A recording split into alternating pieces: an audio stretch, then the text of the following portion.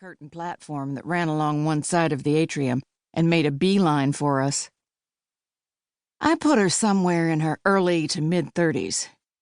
Her caramel-colored hair fell just past her angular jaw in a chic asymmetrical bob, and funky tortoiseshell glasses rested on her aquiline nose. As she strode closer, I could see the nubby weave of her ankle-length gray dress and eggplant jacket, maybe linen or hemp. The name tag pinned to her breast read, Dr. Emily Clowper, Department of English. "Alice, have you seen Brian?" she snapped. Like a pit viper on speed, she vibrated with barely controlled energy.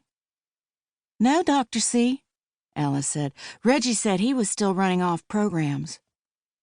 Emily glanced at her watch, clearly irritated. "Figures. Go find him, will you? It's time to get this show on the road." Alice slipped from under my arm and trotted off without a backward glance. I held out my hand. "Hi, I'm Tallulah Jones."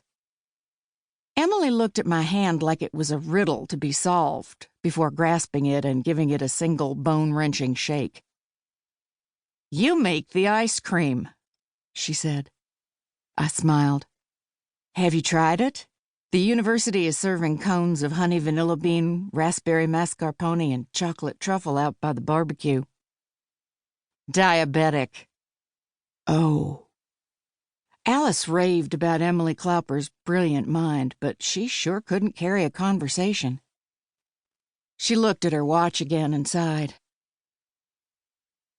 Thank you for taking Alice under your wing. She loves working for you." Emily's mouth softened into something approaching a smile. "The pleasure is mine. This paper she's presenting today on the misogynist subtext of Robinson Crusoe is graduate-level work. I'm not a Freudian, but she's made a compelling case for the island as a symbol of dehumanized female sexuality." "Oh." "Her mother?" "What? Oh, no, aunt. Well, actually, first cousin once removed." One of her eyebrows shot up, and I felt like I'd got caught passing notes in class. "I'm her aunt." I glanced nervously across the room to where Bree continued to hold court. This woman would make Bree cry. When I looked back at Emily, her attention had moved to something or someone behind me. Now there was no mistaking her smile or the crinkling at the corners of her eyes, the subtle softening of her posture. "I didn't expect to see you here, Finn," she said. My heart did a somersault in my chest as I turned to find Finn Harper standing at my shoulder, a camera hanging from a strap around his neck. His mouth curled in a devilish smile, and I couldn't tell whether the heat in his velvet green eyes was for me or for Emily. Either way, I wanted to curl up in a tiny ball and die. My relationship with Finn remained uncertain. After a near 20-year absence, he had returned to Dalliance about 6 months ago to take care of his ailing mother. A bizarre set of circumstances threw us together, and I flirted with the notion that we'd pick up our teenage romance right where we'd left off. But of course, real life didn't have fairy tale endings. I still needed to unload a lot of baggage from my marriage and divorce, and I struggled to untangle the dreamy memories of my high school heartthrob from the man he had become.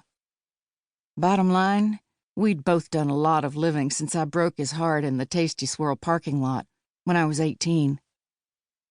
I still saw him out and about at the cafes and shops that circled the courthouse square of Dalliance, Texas, and at the various events he covered as a reporter for the Dalliance newsletter.